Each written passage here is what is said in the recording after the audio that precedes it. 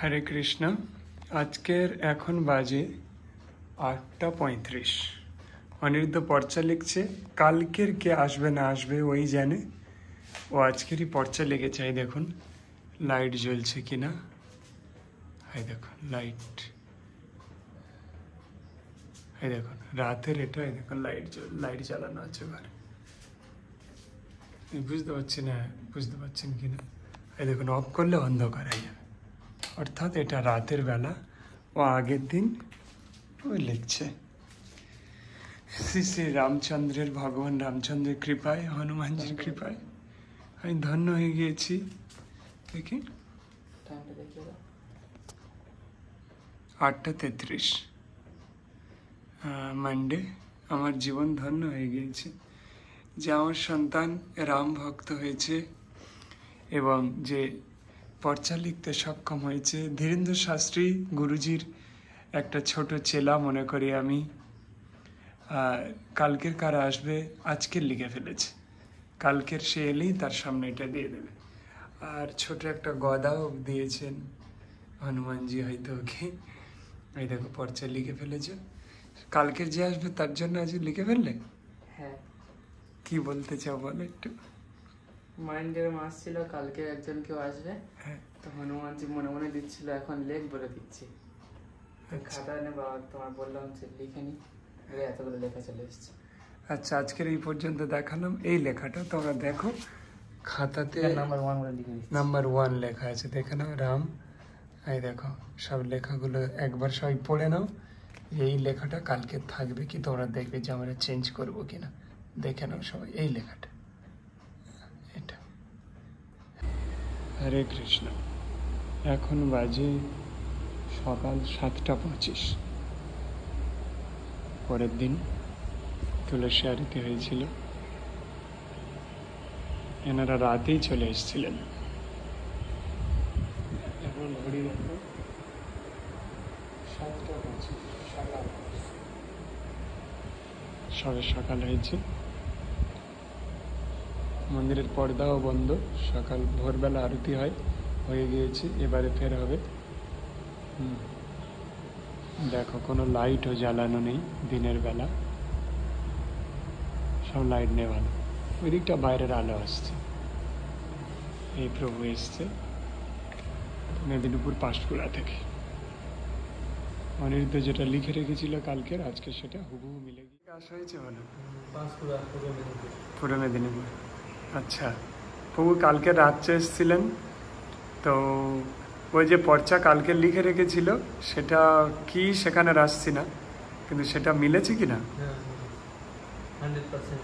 100%। তো অ্যাকচুয়ালি বাগেশ্বর ধামে যাওয়া হয়েছিল, একটু কি ওইটা একটু বলো যেটা বলছে। আচ্ছা কারণের জন্য গিয়েছিলাম সেটা জানতে পারি। আচ্ছা, তবে উপকার অনেকটাই হয়েছে, যার কোনো তুলনা নেই। তো কিন্তু কিছু কিছু যে জিনিসগুলো কারণগুলো সেগুলো বুঝতে পারছিলাম।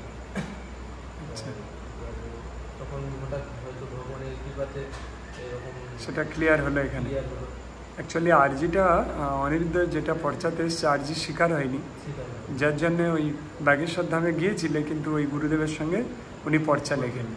তাই যেহেতু তুমি মনে ইচ্ছা ছিল, তাই ভগবান কৃপা করেই তোমাকে হনুমানজির কৃপায় ধীরেন্দ্র শাস্ত্রীর ছেলার কাছে পাঠিয়েছে।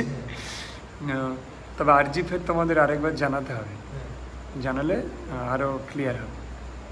হরে কৃষ্ণ। খুব আনন্দিত। আপনারা যারা আসতে চান তারা চলে আসুন নির্দ্বিধায়। আরজি লাগিয়ে আসবেন। আপনি আরজি লাগালেই অনিরুদ্ধ আপনার আসার আগেই লিখে ফেলবে। আর আশা করছি আপনার জীবনের দুঃখ দূর হবে। আমরা সেই বাল গুরু ধীরেন্দ্র শাস্ত্রীর কৃপায় আমরা চাচ্ছি একটা হিন্দু রাষ্ট্র তৈরি হোক, আমাদের বাংলাতে একজন কেউ তৈরি হোক। তিনি অনেক ক্লাসে বলেছেন, দেখবেন যে অনেক এরকম তৈরি হচ্ছে হনুমান সাধক। এরকম একজন এই হয়তো হয়েছে, দেখা করতে পারিনি তার সঙ্গে, কিন্তু তার কৃপায় ও অনেকটাই তৈরি হয়ে গেছে। হরে কৃষ্ণ। আর ঠিকানা তো নিচে দেওয়া আছে, আসতে পারেন সবাই। এটা লিখে রেখেছিল এই প্রভু। কোথা থেকে এসছেন? হুগলি জেলা থানা। আচ্ছা, এটা পড়ছি দেখুন। পেটের সমস্যা আসছে, তন্ত্রের দ্বারা পেট বাঁধা করা হয়েছে, পেটের ডান সাইডে ব্যথা হবে, বাস্তুদোষ, বিকাশ নামের ছেলের থেকে বেঁচে থাকো, শত্রু বাড়ছে, অর্থ বেড়ে যাচ্ছে, আর্থিক সমস্যা খুব ভালো হচ্ছে না, খুব খারাপ অবস্থাতে যায়নি যে এত ভিখারি হয়ে যাবেন, এমন হয়নি। শারীরিক সমস্যা শুরু হচ্ছে, শরীর দুর্বল মনে হবে, শিব ক্রোধিত আছেন, কিন্তু কিছু আর্জি স্বীকার হয়নি, যেটা এখন মনে প্রশ্নটা চলছে যে এটা বলছে না কেন, এটা স্বীকার হয়নি। কীরকম মনে হচ্ছে? তো আর্জি তো স্বীকার হয়নি, তারপরে আপনার এরকমই তো মনে হচ্ছে যে আরেকটা বিষয় আছে, ওটা এখন বলছে না কেন। এর মানে হচ্ছে আপনার আর্জি স্বীকার হয়নি। হনুমানজিকে গুরু রূপে ভাববে, দাদা বন্ধু ভাই বলে ভাববে না। কী রূপে ভাবেন? বন্ধু রূপে। ওই এখানে লেখা আছে যে হনুমানজিকে গুরু রূপে ভাববেন, বন্ধু বা দাদা রূপে নয়। কেউ একজন জিজ্ঞেস করেছিল কোথায় যাচ্ছিস? কে জিজ্ঞেস করেছিল? মা জিজ্ঞেস করেছিল।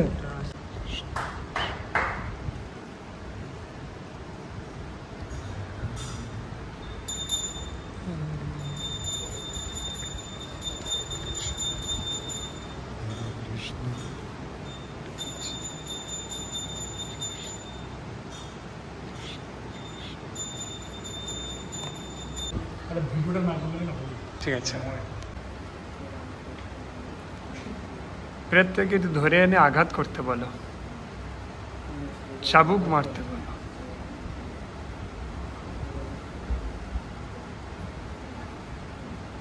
হরে কৃষ্ণ। আর কত দেখাবো? আবার পর্চা লিখছে অনিরুদ্ধ, ভক্তরা তো সামনে আছে। হরে কৃষ্ণ। স্যাটিসফাইড কিনা? হ্যাঁ, আমি একদম। হ্যাঁ, মনের সব কথা ঠিক আছে? আমি তো বজরঙ্গবলীর ভক্ত। এই আমার সবসময় থাকে ব্যাগে, আমি এটাকে সবাইকে দিয়ে থাকি একটা করে। আচ্ছা আচ্ছা, হনুমান চল্লিশা। ভালো।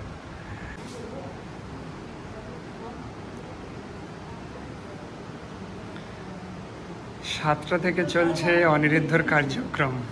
এখন এই 4 জন আছে।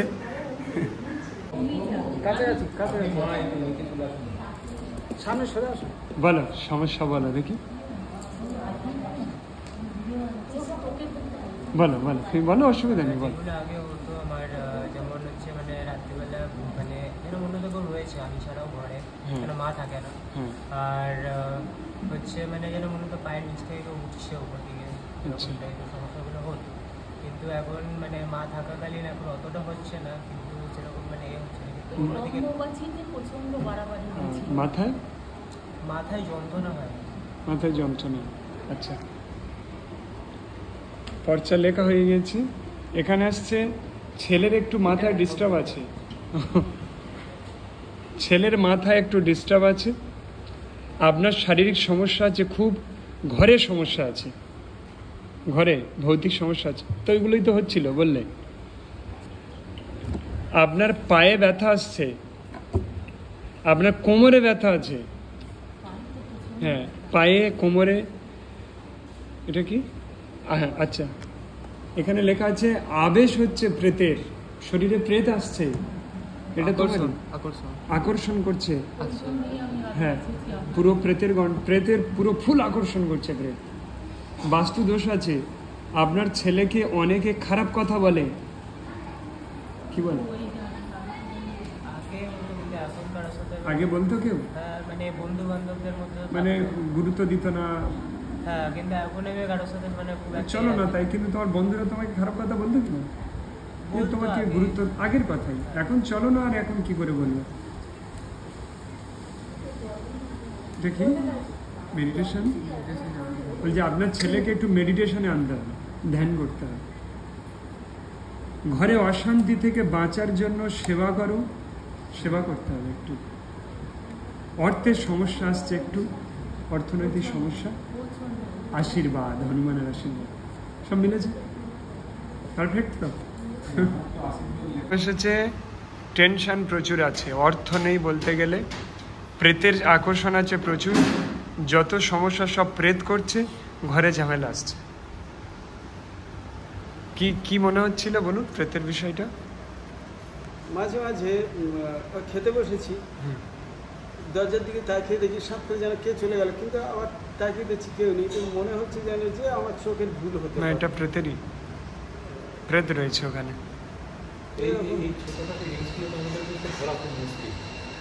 আরে টেনশন প্রচুর, প্রচুর মানসিক টেনশন, আর অর্থ নেই বলতে গেলে এসেছে।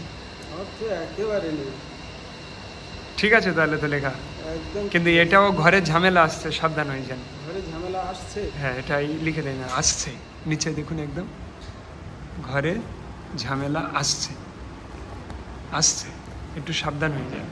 কি করে সাবধান হবো আমি তো? আর তার ব্যবস্থা আমরা করে দিচ্ছি, আর আশীর্বাদটা হনুমান জি দিয়ে দিচ্ছে, আশীর্বাদ বালাজি সব কুছ দেখ লেঙ্গে। হরে কৃষ্ণ। ওনার সলিউশন কি হবে সেটা লিখছে এখন অনিরুদ্ধ।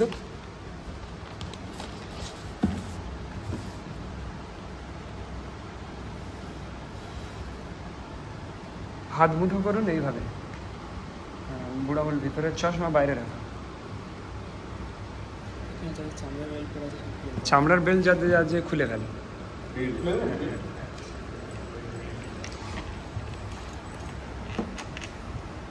ওরা কিভাবে খবর পেলে? আমরা তো আমাদের বাড়ি হচ্ছে নিমপিটে। হ্যাঁ। নিমপিটা শুনলেন তো? ওখান থেকে। লিম্পিটের তো অনেক লোক আমার কাছে এবার আসে। আমাদের কালকে আমি ভিডিও দেখছিলাম কদিন ধরে। হরে কৃষ্ণ। প্রভু কোথা থেকে এসছেন? মেদিনীপুর টাউন। হ্যাঁ একটু সরাসরি, ও মেদিনীপুর টাউন থেকে এসছেন। আমার এই ছোট্ট ছেলে ওই অনিরুদ্ধ পর্চা লিখছে, ধীরেন্দ্র শাস্ত্রীর এক ছোট চেলা। সবাই সাপোর্ট করুন, সঙ্গে থাকুন, আর আসুন আমাদের এখানে। আশা করছি আপনার সমস্যা ঠিক হয়ে যাবে।